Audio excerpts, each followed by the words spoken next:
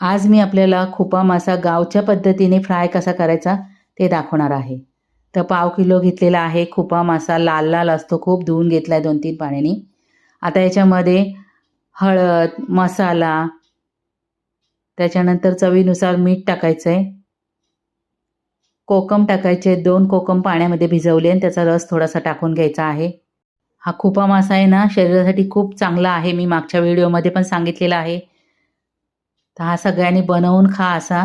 थोडंसं लसूण टाकायचं आहे आणि थोडंसं पाणी टाकून याला चांगलं चोळून घ्यायचं आहे. तर लगेच बनवणार आहे मी. तर तेल गरम करून याच्यामध्ये कढीपत्ता, हिंग आणि ठेचलेला लसूण टाकायचा आहे. थोडासा टॅमॅटो टाकायचा आहे. आता हा टॅमॅटो चांगला परतून घ्यायचा आहे. त्याच्यानंतर मसाला लावलेला मासा याच्यामध्ये टाकून घ्यायचा आहे. थोडंसं पाणी टाकायचं, खूप जास्त पाणी नाही टाकायचं आहे. अगदी 2 टेबलस्पून. फक्त ताट धुवून टाकायचं आहे.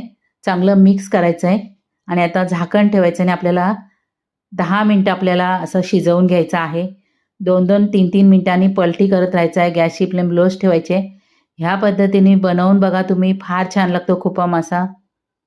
गावी आहे ना, कोणतीही मच्छी तव्यावर फ्राय करत नाही, अशी टोपामध्ये फ्राय करतात. तर तुम्ही पण ह्या पद्धतीने फ्राय करून बघा, फार छान होतं आहे आणि हा खुपा मासा खायला ना खूप छान लागतो.